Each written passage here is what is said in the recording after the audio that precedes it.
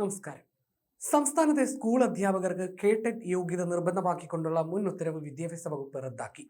അധ്യാപക സംഘടനകളിൽ നിന്നുള്ള ശക്തമായ പ്രതിഷേധത്തെ തുടർന്നാണ് സർക്കാർ ഈ തീരുമാനമെടുത്തത്. ഇതോടെ ആയിരക്കണക്കിന് അധ്യാപകർക്ക് ഈ തീരുമാനം വലിയ ആശ്വാസമായി മാറി.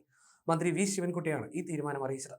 സർക്കാർ എയ്ഡഡ് സ്കൂളുകളിൽ ജോലി ചെയ്യുന്ന അധ്യാപകർക്ക് കേടെറ്റ് നിർബന്ധമാക്കണമെന്ന നിർദ്ദേശം നേരത്തെ വിദ്യാഭ്യാസ വകുപ്പ് മുന്നോട്ട് വെച്ചിരുന്നു. എന്നാൽ ഇതിനെതിരെ ഭരണ പ്രതിപക്ഷ അധ്യാപക സംഘടനകൾ രംഗത്തെത്തി. സർവീസിലുള്ള അധ്യാപകർക്ക് ഇത്തരം പരീക്ഷകൾ വീണ്ടും നിർബന്ധമാക്കുന്നത് പ്രായോഗികമല്ലെന്നും അത് അവരുടെ ജോലിയെ ബാധിക്കുമെന്നുമായിരുന്നു സംഘടനകളുടെ വാദം. ഈ ആവശ്യം അംഗീകരിച്ചുകൊണ്ടാണ് ഇപ്പോൾ പുതിയ ഉത്തരവ് പുറത്തിറങ്ങിയിരിക്കുന്നത്. അധ്യാപനത്തിന്റെ നിലവാരം ഉയർത്തുന്നതിന്റെ ഭാഗമായി കേടെറ്റ് പാസ്സാകാത്തവർക്ക് സ്ഥാനക്കയറ്റമോ വാർഷിക ഇൻക്രിമെന്റോ നൽകില്ലെന്ന തരത്തിലായിരുന്നു നിയന്ത്രണങ്ങൾ. ഇത് അധ്യാപകർക്കിടയിൽ വലിയ ആശങ്കയുണ്ടാക്കിയിരുന്നു. എന്നാൽ പുതിയ തീരുമാനത്തോടെ ഈ നിയന്ത്രണങ്ങൾ നീങ്ങും. കേടെറ്റ് ഇല്ലാത്തതിന്റെ പേരിൽ തടഞ്ഞുവെച്ച ആനുകൂല്യങ്ങൾ അധ്യാപകർക്ക് തിരികെ ലഭിക്കാനും ഈ ഉത്തരവ് വഴിയൊരുക്കും. എങ്കിലും പുതിയതായി അധ്യാപക ജോലിയിലേക്ക് പ്രവേശിക്കുന്നവർക്ക് നിലവിലുള്ള നിബന്ധനകൾ തുടർന്നേക്കും. സർവീസിലിരിക്കുന്നവർക്ക് ഇളവ് നൽകുക എന്നതിനാണ് സർക്കാർ മുൻഗണന നൽകിയിരിക്കുന്നത്. സർക്കാർ എയ്ഡഡ് സ്കൂളുകളിലെ അധ്യാപക നിയമനങ്ങൾക്കും സ്ഥാനക്കയറ്റത്തിനുമുള്ള കേടെറ്റ് യോഗ്യതാ പരീക്ഷയിൽ അധ്യാപകർക്കിടയിൽ ഉണ്ടായ ആശങ്കകൾ പരിഹരിക്കുമെന്ന് വി ശിവൻകുട്ടി പ്രതികരിച്ചു. 2010 ഏപ്രിൽ 1 മുൻപ് സർവീസിൽ പ്രവേശിച്ച അധ്യാപകരെ പ്രതികൂലമായി ബാധിക്കുന്നതായിരുന്നു സുപ്രീം കോടതി വിധി.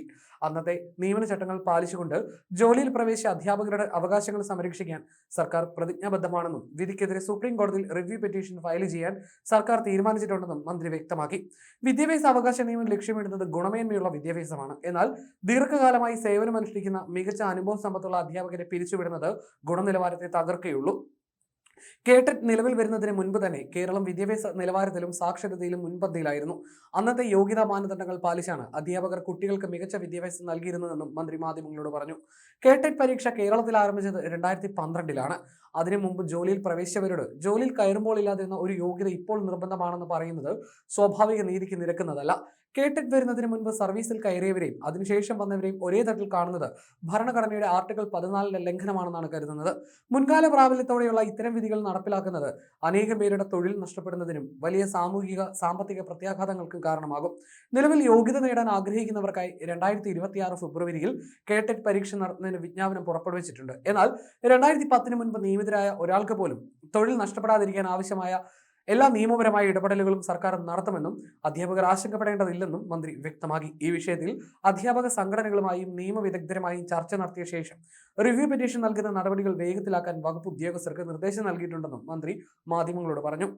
പൊതുവിദ്യാലയങ്ങളിൽ 5 വർഷത്തിലേറെ സർവീസുള്ള അധ്യാപകരെയെല്ലാം യോഗ്യതാ പരീക്ഷയായ കേടെറ്റ് വിജയിക്കണമെന്ന സുപ്രീം കോടതിയുടെ വിധിയുടെ പശ്ചാത്തലത്തിലാണ് സർക്കാർ എയ്ഡഡ് സ്കൂളുകളിലെ അധ്യാപക നിയമനങ്ങൾക്കും സ്ഥാനക്കയറ്റത്തിനും കേടെറ്റ് യോഗ്യത ബാധകമാക്കിയത്.